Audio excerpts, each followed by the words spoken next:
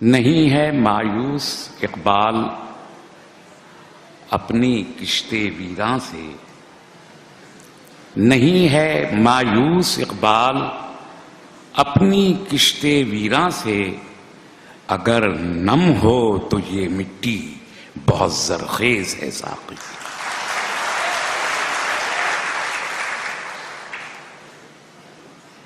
सबसे पहले मैं मुबारकबाद देना चाहता हूं मोहम्मद साकिब साहब, national secretary popular front of India, Maharashtra state district की टीम और परभनी डिस्ट्रिक्ट टीम के जरिए पूरी पॉपुलर फ्रंट ऑफ इंडिया के एंटायर परिवार को, जो पूरे मुल्क के 20 सूबों में, सैकड़ों जिलों में, लाखों अरकान पर आज मुश्तमिल है, पॉपुलर फ्रंट ऑफ इंडिया के उस पूरे परिवार को उनके फॉर्मेशन के 13 साल मुकम्मल हो के 14वें साल के दाखिले पर मैं सबको तहे दिल से मुबारक। अभी जब मैं यहां आके बैठा तो आपने देखा होगा कि मैं फोन पर बात कर रहा था। इस रियासत का, बल्कि इस पूरे मुल्क का सबसे बड़ा झूठा और रियासत का सबसे बड़ा मफरूर जर्नलिस्ट, जिसको मुबारकबाद देनी चाहिए मुझे यहां की अगाड़ी सरकार को और महाराष्ट्र पुलिस को, कि उस सबसे बड़े झूठे को महाराष्ट्र से भागने पे आपने मजबूर कर दिया। आज बंबई की सड़कों पे दिखाई नहीं देता। आप नाम समझ गए, मुझे लेने की जरूरत नहीं। नोएडा में एक होटल में छुप के बैठ के आज टेलीविजन के प्रोग्राम करता है। वो मुझे फोन करके बोलता है मुझसे क्या नाराजगी है, पॉपुलर फ्रंट के सिलसिले में डिबेट करनी है, तुम नहीं बोलोगे तो कौन बोलेगा, आज तो आके मेरी डिबेट में मेरे साथ बैठ जाओ। तो मैंने कहा यार अर्नब सुनो, पहले जिस जगह बैठे हो वहां अपने जो आपके संरक्षण, वो चीफ मिनिस्टर हैं, वो जो गेरवे कपड़े पहन के साधुत्व को बदनाम करके, गुंडा गेरवे कपड़े पहन ले तो साधु नहीं हो सकता। उस गुंडे को बोलो कि पॉपुलर फ्रंट के जो 2 बेकसूर मासूम नौजवान तुमने 11 तारीख को तुमने अरेस्ट किए थे, अगर 12 को पेश कर देते तो 13 की डिबेट में मैं शरीक हो जाता। आज तो पूरा मुल्क, पूरे पॉपुलर फ्रंट का कुनबा, उसकी पूरी लीडरशिप सारे देश में मसरूफ है पॉपुलर फ्रंट डे बनाने के लिए, और पूरी जनता झुकी है। आज तुम्हारी डिबेट में कोई मैसर नहीं आ सकता, इसलिए कि देश और देशवासियों के बीच आज पॉपुलर फ्रंट के जाले खड़े हुए अपना परचम ले।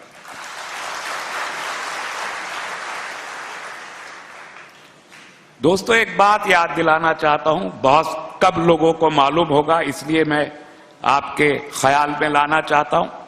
आज 17 फरवरी है। अभी जो हमारा यूनाइटेड नेशंस है उसने बड़े डेज अनाउंस किए हैं। साल तो 365 दिन का होता है, लेकिन यूनाइटेड नेशंस ऑफ जो है दुनिया का बैनुल अक़वाम मुत्तहिदा, उसने जितने दिनों की फहरिस्त बनाई ना दिन मनाने की, वो तकरीबन पूरे 365 दिन कोई ना कोई दिन मनाया जाता है। तो मुझे जिज्ञासा हुई कि आज 17 फरवरी को जब पॉपुलर फ्रंट का फाउंडेशन डे है, इसका यौम तासीस है, तो यूनाइटेड नेशंस कौन सा डे मना रहा है। तो मुझे देख के बड़ी खुशी हुई कि आज सारी दुनिया में खुशबू का दिन मनाया जा रहा है, फ्रेग्रेंस डे। तो मुझे इत्मीनान हुआ कि पूरी दुनिया में अमनो अमान की खुशबू फैलाने का दिन पॉपुलर फ्रंट ऑफ इंडिया का फाउंडेशन डे है। हम मोहब्बत की खुशबू फैलाने के लिए खड़े हुए हैं, लेकिन जालिम को डर लगता है तो मोहब्बत से डर लगता है। जालिम कभी मोहब्बत को पसंद नहीं करता, और इसलिए यह कोशिश करता है कि अपने जुल्म को बढ़ाने के लिए मोहब्बत का सर कलम कर दे। देखी थी ना अकबर आजम, वो मुगल आजम, जालिम चाहता है कि मोहब्बत का कत्ल हो, मोहब्बत करने वालों को रोका जाए और मोहब्बत की आवाजों का गला दबाया जाए। लेकिन मोहब्बत की आवाजों में कितनी जान होती है, कितना ताकत होती है।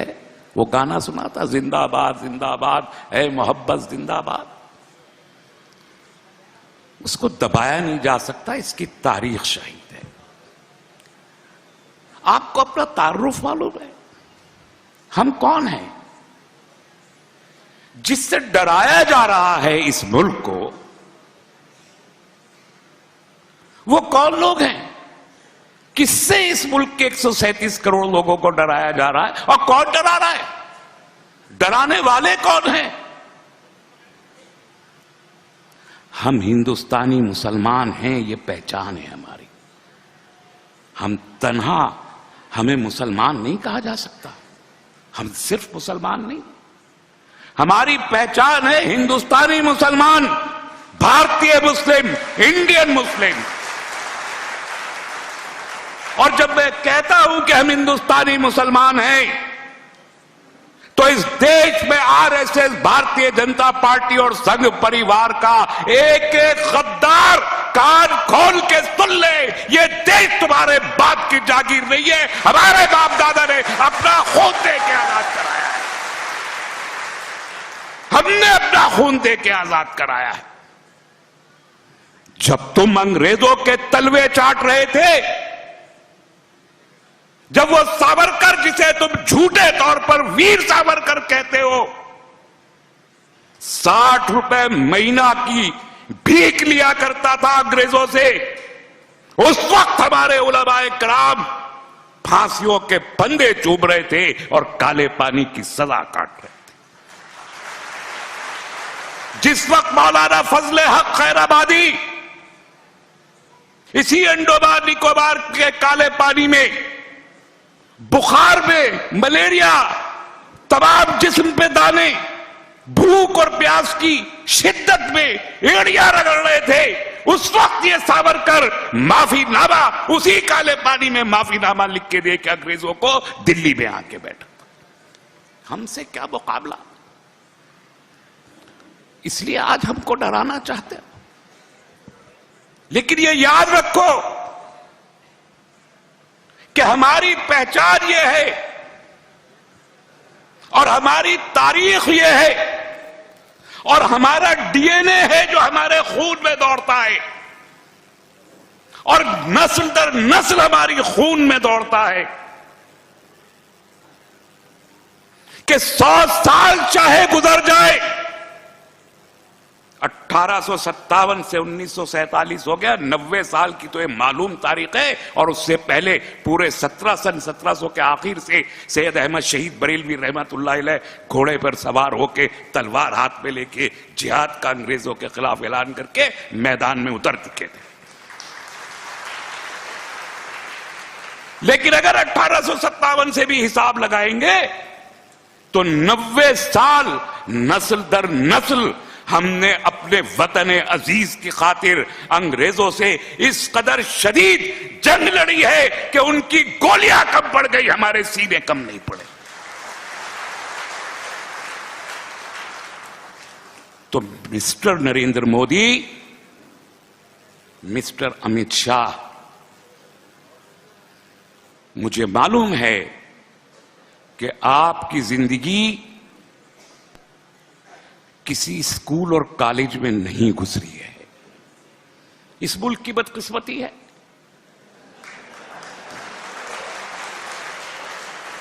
कि आपको मौका नहीं मिला स्कूल और कॉलेज जाने का। मैं जानता हूं, आप ही ने बताया है, सारा देश नहीं अब सारी दुनिया जानती है। रेलवे स्टेशन पे चाय का खांचा लगाने वाले और चाय बेचने वाले हजरात किस कदर ज़हीन हो सकते हैं, वो सब जानते हैं, सब समझ सकते हैं।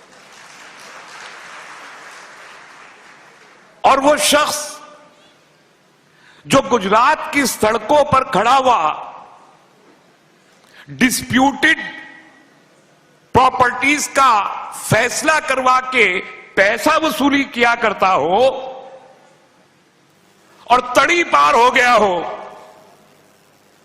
वो अगर इस देश का होम मिनिस्टर बन जाए तो मुझे इस बात का 100% यकीन है कि दोनों हजरात हरगिज नहीं जानते कि इस मुल्क की तारीख क्या है, इस मुल्क की मर्यादा क्या है, इस मुल्क का कल्चर क्या है और इस मुल्क का हुस्न क्या है, नहीं जानते। और चूंकि आप ये नहीं जानते और बिल्ली के भागो छीका टूट गया है और सत्ता में आके आप बैठ गए हैं, तो भाई हम बता देते हैं, हमसे सुन लीजिए कि अगर इस दुनिया की जालिम तरीन अंग्रेजों के लिए हमारे सीने कम नहीं पड़े, इस देश की बका, इसकी अखंडता, इसकी यकजहती, इसकी मजबूती, इस मुल्क के हिंदू मुसलमान सिख ईसाई पारसी जैन ब्राह्मण उस सबको अपने गले से लगा के साथ लेके चलने और इस संविधान को अपने सर पे रखने के चलने की खातिर ये 20 करोड़ मुसलमान एक एक करके तमाम भी शहीद हो गए तो कम नहीं पड़ेंगे, मगर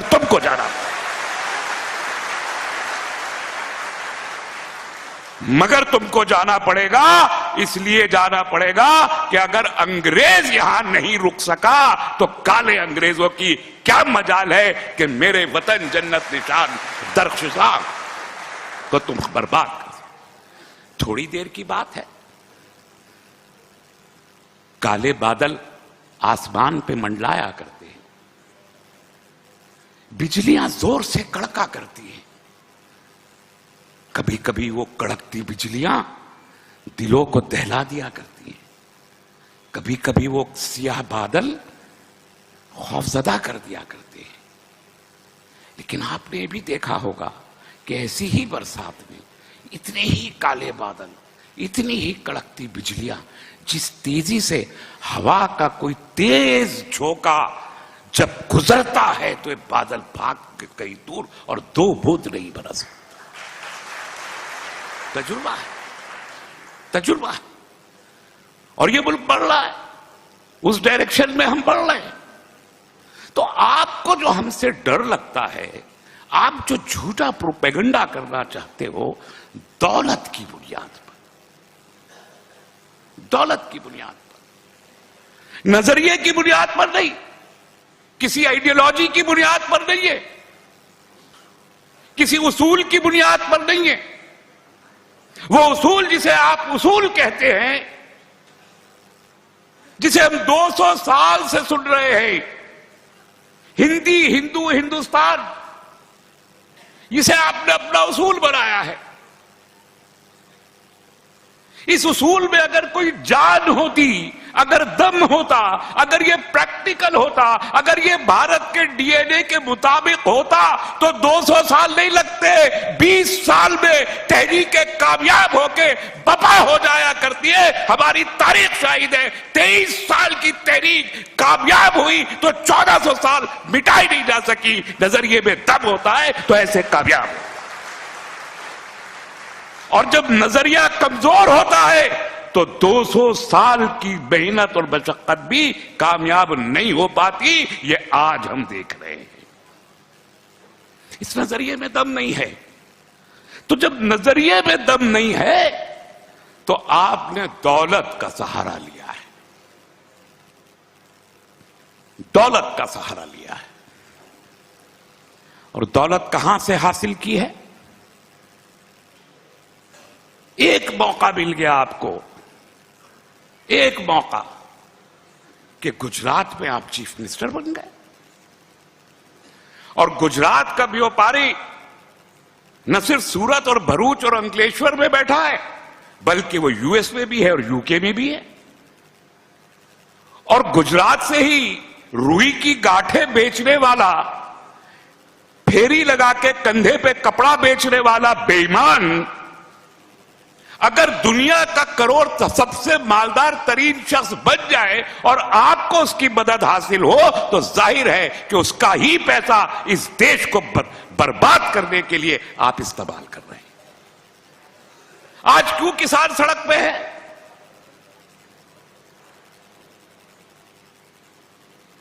तीन महीने गुजर गए, कानून बनाया। कानून किसके लिए बनता है? हम कानून बनाते हैं अवाम की फलाह और बहबूद के लिए।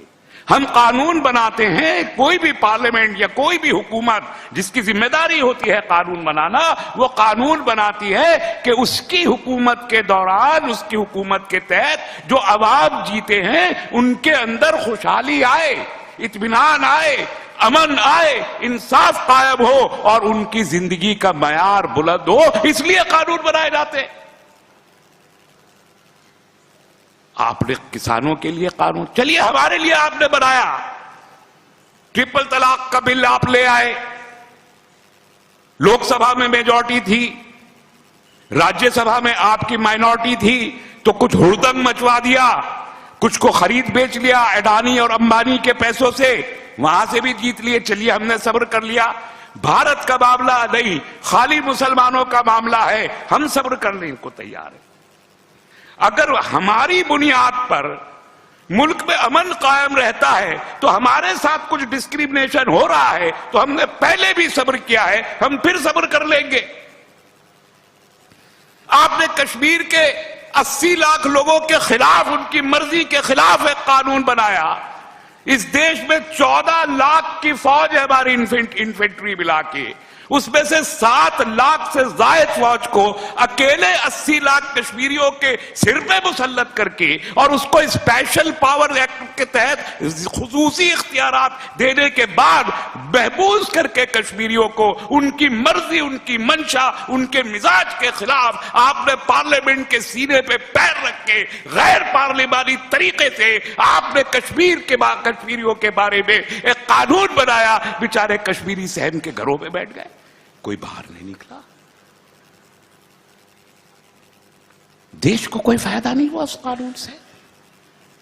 ट्रिपल तलाक का कानून, इतनी लंबी चौड़ी बहस, महीनों बहस, यूनिफॉर्म सिविल कोड तक चले गए, बहस में बहस, कोई और मुद्दा ही नहीं है, सिर्फ ट्रिपल तलाक पे बहस, हिंदू मुसलमान की बहस, महीनों, क्या फायदा हुआ उसका? अभी अगर आप पूछे पार्लियामेंट में कि ट्रिपल तलाक के लिए जो आपने उसको कॉग्निजेंस ऑफिस बनाया था, उसके तहत अब तक कितने लोगों को गिरफ्तार करके सजा दी गई है, तो वजीर कानून कहेंगे मेरे पास डेटा नहीं है, नहीं बता सकते। कश्मीर की इकोनॉमी क्या हालत है, कश्मीरियों से जाके पूछ लीजिए। मैं बहुत लंबी बात हो जाएगी इसलिए बता नहीं रहा। आप सीएए लेके आए और कहा क्रोनोलॉजी समझिए, पार्लियामेंट में खड़े होके वो गृह मंत्री जी जो सही से गृह मंत्री का शब्द बोल नहीं पाते, कभी गौर से सुनिएगा, वो गृह मंत्री का शब्द उनकी जबान से निकल नहीं, को गृह मंत्री, कुमंत्री, कुछ ऐसा उनके मुंह से निकलता है, गृह मंत्री नहीं निकलता।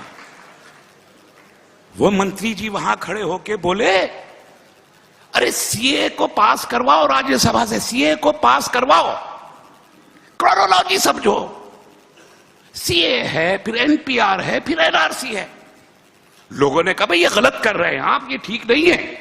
भारत ने कहा, और उन्होंने कहा कि तुम मुसलमानों को कुछ नहीं हो रहा, मुसलमानों के लिए नहीं है, कोई एक मुसलमान नहीं निकलेगा, अरे तो कुछ नहीं, ये सब अब समझ नहीं रहे हैं, अब समझाने की कोशिश कर रहे हैं, लोग भड़का रहे हैं आपको पता नहीं है। अरे आसाम वालों से पूछो जाके, हमारा मसला नहीं है, असमियों से पूछो जो आसाम में बंगाली बोलने वाले लोग हैं। तमाम आसाम के बंगाली बाहर पे सड़कों पे निकले, टायर जलाए, बिल्डिंग्स जलाई, पुलिस के साथ लड़ाई की, फौज के साथ लड़ाई की, और आपने मीडिया को लिख के भेजा असम का मूवमेंट टेलीविजन पे मत दिखा। लोग बाहर निकले, आप कह रहे थे 1 इंच पीछे नहीं हटेंगे, ये सब याद है आपको, मैं सिर्फ याद दिला रहा हूं, 1 इंच पीछे नहीं हटेंगे। क्या हुआ? सीएए का कानून पास हुए आज 1.25 साल गुजर गया, 1.25 साल गुजर गया। अब पूछो इस सरकार से, ये गृह मंत्री या जो भी ये मंत्री खुद को कहते हैं, पूछो कहां है सीएए के रूल्स? आज तक रूल तक नहीं बना सकी है सरकार सीएए के। इस कदर खौफजदा हुई आप लोगों के वो हजारों मजबे देखकर जो पूरे हिंदुस्तान में आपका मूवमेंट खड़ा हुआ था। आज तक पूछिए कितने लोगों को शहरियत दे दी आपने सीएए के तहत, क्योंकि हमारे पास डेटा नहीं है। पार्लियामेंट में खड़े होकर मंत्री जी बोलेंगे हमारे पास डेटा नहीं है, होता ही नहीं। कोरोना पीरियड में हमारे करोड़ों मजदूर भाई बंबई से, गुजरात से, महाराष्ट्र से, तमिलनाडु से, केरल से पैदल 2-2 हजार किलोमीटर का सफर तय करते हुए 200 के करीब लोग मारे गए। मजदूर घर जाना चाहते थे, कहा ट्रेन का इंतजाम कर दीजिए, कहा बस प्रोवाइड कर दीजिए। आपके कान पे जूं नहीं रहेंगी और 200 लोग उनके पैरों को देखते छाले पड़े। प्रेग्नेंट औरतें, दूध बुए बच्चे गोद में लिए हुए, आधे कपड़े पहनी हुई मेरी माएं, मेरी बहनें, उनका कुछ नहीं पता था ये हिंदू है, ये मुसलमान है, सिख है या ईसाई है, ब्राह्मण है, जैन है, पारसी, क्या जात है, क्या नस्ल है। वो मेरे देश के मजदूर थे, गरीब मजदूर, इसके अलावा उनकी कोई दूसरी पहचान नहीं थी। करोड़ों लोग वहां पर चले गए। आज हम पार्लियामेंट में कहते हैं कितने लोग मारे गए कोरोना के वो पैदल मजदूरों में से, आप कहते हमारे पास कोई डेटा नहीं है। आज जब किसान बैठा है, 200 किसान मारे गए, वो वजीर आजम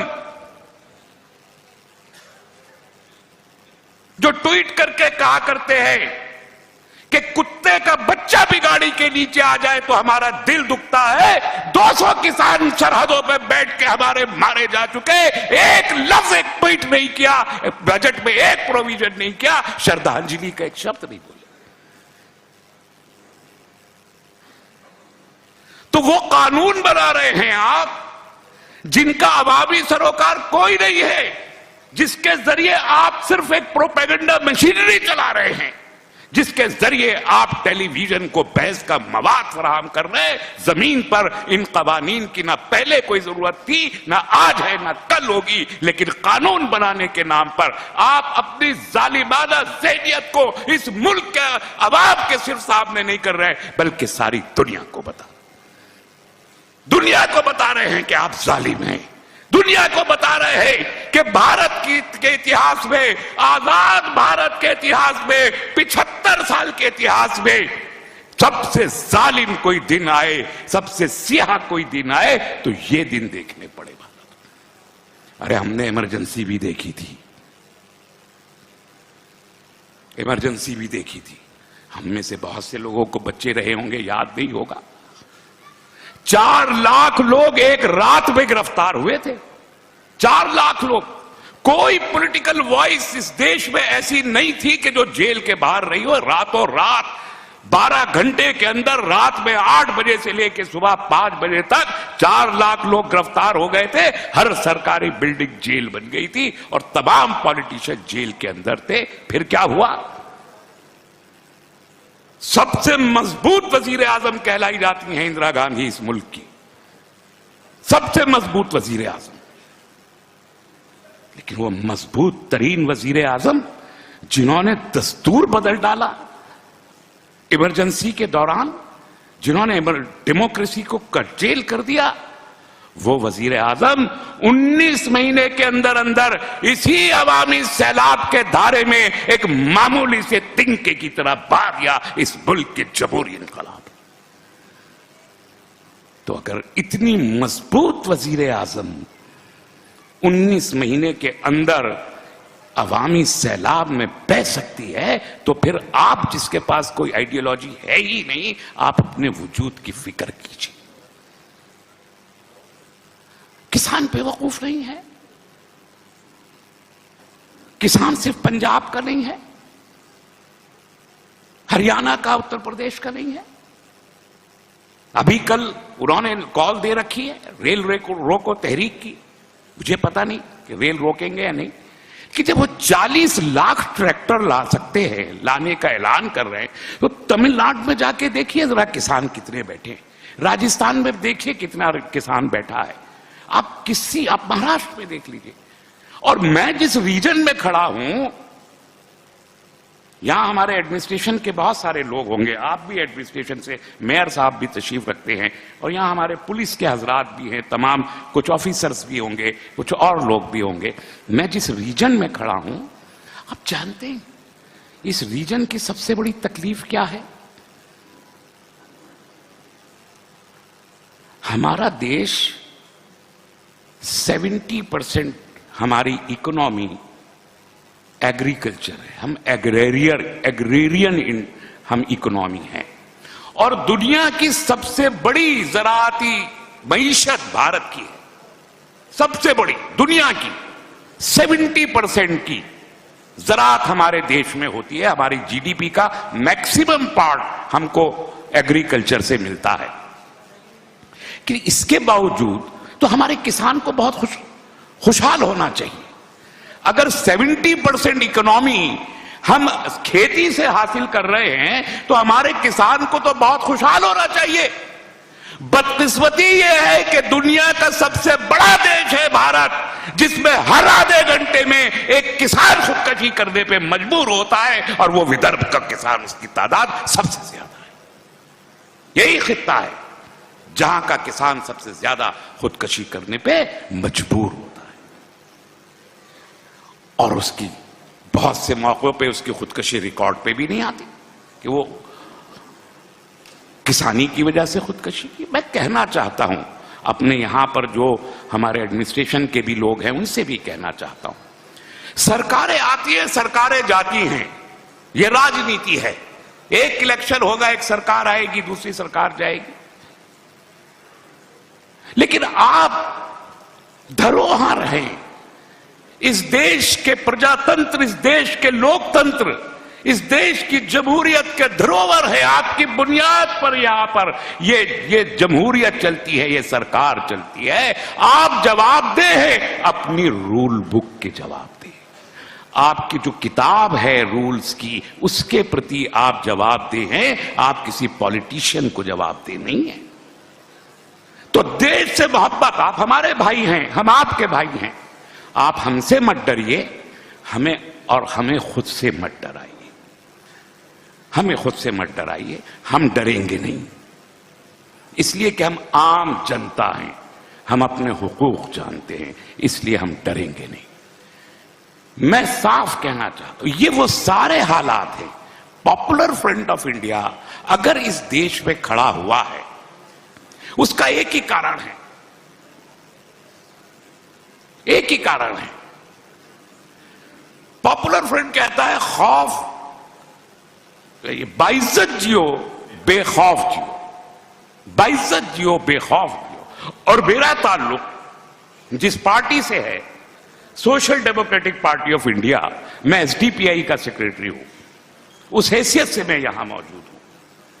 एसडीपीआई का एक स्लोगन है, एक ही हदफ है, खौफ से आजादी, भूख से आजादी। कोई पॉलिटिकल पार्टी नहीं है इस देश में जिसने स्लोगन दिया हो खौफ से आजादी, भूख से आजादी। तो हम ना खौफजदा करना चाहते हैं किसी को, और ना खौफजदा किसी से होंगे। यह हमारी तारीख है, यह हमारी रिवायत है, यह हमारा हदफ है कि हम आखिरी सांस तो ले सकते हैं, हम कुर्बानियां तो दे सकते हैं, डरेंगे नहीं और डराएंगे नहीं। इंसाफ और अमन हमारा हदफ है, दस्तूर की बालादस्ती हमारा हदफ है, इंसाफ का कयाम हमारा हदफ है। इसके अलावा दूसरा कोई हदफ नहीं है। आप हमसे मोहब्बत कीजिए और हमसे आप हमारी मोहब्बत लीजिए। यही इस देश का दस्तूर है, यही इस देश का डीएनए है, यही इस देश की तारीख है, यही इस देश की रवायत है। तो क्या हम कोई जुर्म कर रहे हैं जब हम कहते हैं खौफ से आजादी? तो क्या यह गैर कानूनी जुमला है? जब हम कहते हैं भूख से आजादी, तो क्या यह कोई गैर कानूनी जुमला है?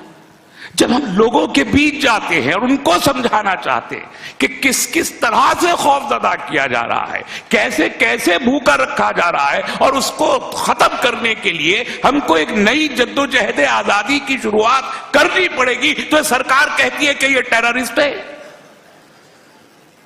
यह दहशतगर्द है। 2 बच्चे पकड़े गए, मैं साफ कहता हूं बेकसूर बच्चे हैं, उत्तर प्रदेश की सरकार झूठी सरकार है।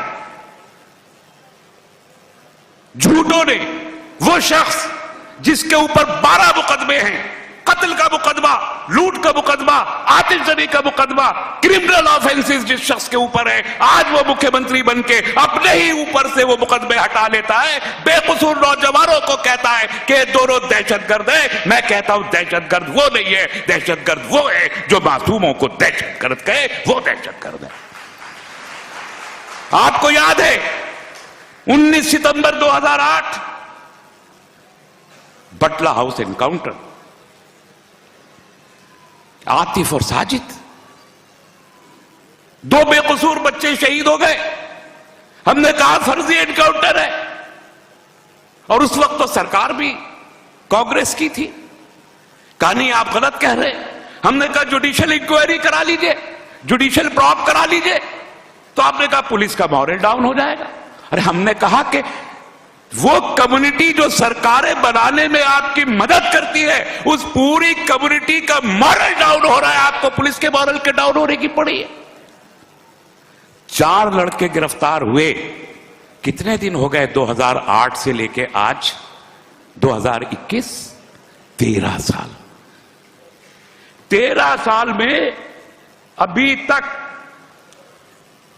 उन बच्चों के का फैसला कोई अदालत कर नहीं पाई है कि वो कसूरवार थे या बेकसूर है। और मैं पूरे यकीन के साथ कहता हूं 2003 से लेकर 2008 के दरमियान तकरीबन 1000 बच्चे टेररिज्म के इल्जाम में गिरफ्तार किए गए। पुलिस ने किसी को मास्टरमाइंड कहा, पुलिस ने किसी को उसका सबसे बड़ा मंसूबा साज कहा, वो सबसे बड़ा दहशतगर्द कहा। लेकिन उन 500 बच्चों में से 98% बच्चे बाइज्जत होकर अपने घरों को पहुंचे हैं। कोई 15 साल बाद, कोई 20 साल बाद, कोई 23 साल बाद, कोई 25 साल के बाद साबित हुआ कि झूठ सरकार बोल रही थी, झूठ एडमिनिस्ट्रेशन बोल रहा था। बच्चे मासूम थे। जिस तरीके से वो सैकड़ों बच्चे, 98% रेट ऑफ इक्विटल है उन बच्चों का, ऐसे ही आज हमारे 2 बच्चों को गिरफ्तार किया गया है। मैं साफ कहता हूं मासूम है, बेकसूर है, झूठा इल्जाम लगाया गया है। मजम्मत करते हैं, हम इस सरकार की मजम्मत करते हैं, उत्तर प्रदेश सरकार की मजम्मत करते हैं, मुतालबा करते हैं कि फौरी तौर पर दोनों बच्चों को रिहा किया जाए। तो अगर सरकारें, मैंने तो चिदम्बरम साहब से कहा था, पी चिदम्बरम साहब होम मिनिस्टर इस मुल्क के हुआ करते थे 2009 में। शिवराज पाटिल जी आप ही के यहाँ के थे, लातूर से। उनको हटाया गया, चिदम्बरम जी को लाया गया। मैं जब उस सिलसिले में चिदम्बरम जी के पास गया 40 मिनट जब जिद हो गए होम मिनिस्टर साहब, आर्गुमेंट पे आर्गुमेंट होता रहा, और आखिर में जब कोई जवाब नहीं बचा तो होम मिनिस्टर साहब ने मुझसे एक जुमला कहा कि doctor Rahmani, you kindly try to put your feet into my shoes. आप अपना पैर मेरे जूते में डाल के देखिए, मेरी बड़ी मजबूरियां हैं, मैं बहुत से फैसले नहीं कर सकता। देन आई टोल्ड हिम कि mister home minister, no, I will not put my feet into your shoes, rather you have to put your feet into my shoes.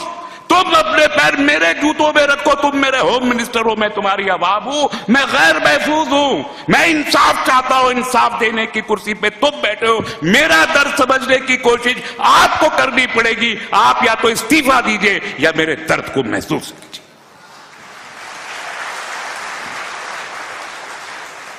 फिर कोई जवाब नहीं था उनके पास। तो हम जब आर्गुमेंट करते हैं तो उसूल की बुनियाद पर करते हैं, दस्तूर की बुनियाद पर करते हैं, फैक्ट की बुनियाद पर करते हैं, और उन फैक्ट्स में कभी कोई हमसे जीत नहीं पाएगा, ये हम यकीन के साथ। इसलिए आज हम चले हैं। मैं आप सबसे कहना चाहता हूं, परभनी के तमाम लोगों से कहना चाहता हूं, बल्कि इस परभनी के अवाम की मार्फत से पूरे देश के, पूरे महाराष्ट्र स्टेट के लोगों से कहना चाहता हूं, आओ जोक दर जोक आओ, जुड़ा पॉपुलर फ्रंट ऑफ इंडिया से कि कल यही वो मूवमेंट है। आज ये अगर fragrance day, international fragrance day है, कल पूरा देश पॉपुलर फ्रंट के फाउंडेशन डे को अमन का दिन बनाने पर मजबूर होगा। एक 10 साल गुजर जाने दीजिए, 17 फरवरी एक यौम अमन की हैसियत से पूरा देश बनाएगा, इसका यकीन हम आपको दिला रहे हैं।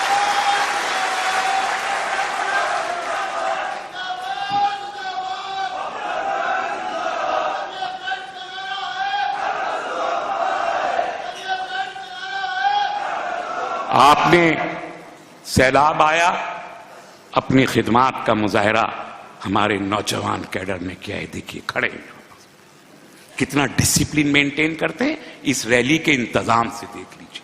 हमारे पूना शहर के कमिश्नर साहब सर्टिफाई कर चुके हैं कि मॉब को कंट्रोल करके ले जाने का और डिसिप्लिन मेंटेन करने का आर्ट अगर किसी से सीखना है तो पॉपुलर फ्रंट के वॉलंटियर से सीखना।